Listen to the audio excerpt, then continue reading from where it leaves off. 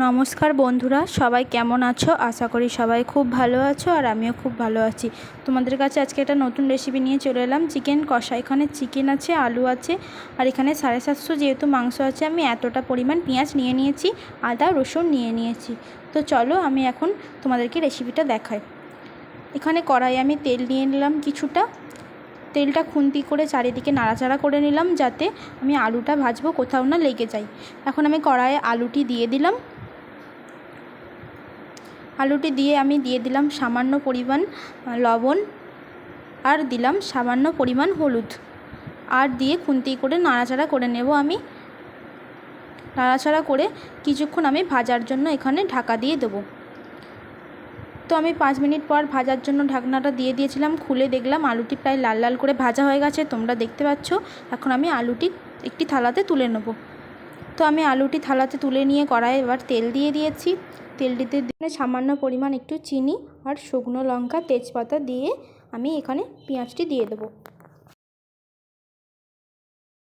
ঠিক একটু ভালোভাবে নাড়াচাড়া করে নিলাম এবং পেঁয়াজটিতে দিয়ে দেবো একটু সামান্য পরিমাণ লবণ, যাতে একটি তাড়াতাড়িভাবে পেঁয়াজগুলি লাল লালভাবে ভাজা হয়ে যায়।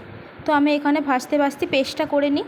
তো এখানে আমার পেস্ট করা হয়ে গেছে। রসুন বাটা, আদা বাটা এবং সমস্ত মশলা এতে দেওয়া আছে, যেমন হলুদ গুঁড়ো, লঙ্কার গুঁড়ো, জিরে গুঁড়ো, ধনের গুঁড়ো, গরম মশলা। তো তোমরা দেখতে পাচ্ছ আমি এখানে আলুটা ভেজেও রেখে দিয়েছি। আলুটা ভেজে রাখার পর দেখতে পাচ্ছেন আপনারা পেঁয়াজটা অনেকটাই লাল লাল করে ভাজা হয়ে গেছে। আমি আরেকটু লাল লাল করে ভেজে নেব।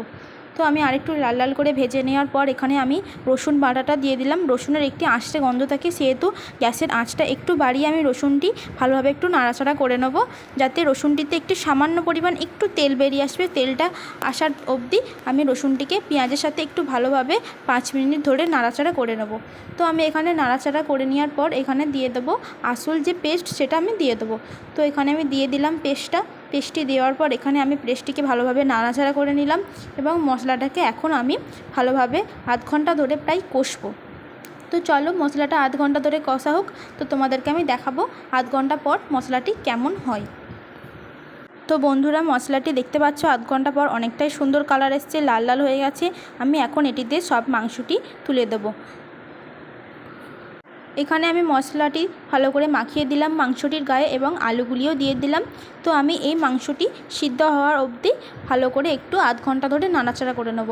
আমরা যেহেতু মাংস একটু সামান্য কাই পাড়া রাখি, ঝোল যেহেতু খাই না, তো আমি এখানে আমি মাংসটিকেই ভালোভাবে সিদ্ধ করে নেব। তো চলো তোমাদেরকে আমি ফাইনাল দেখাই কতটা কী করতে পারলাম। তো তোমরা দেখতে পাচ্ছ এখানে আমার মাংস অলরেডি সিদ্ধ হয়ে গেছে। তো আমি এখন মাংসটিকে নামিয়ে দেবো। তো এটাই ফাইনাল রেজাল্ট। কেমন হলো অবশ্যই জানাবেন, লাইক কমেন্ট করে পাশে থাকবেন।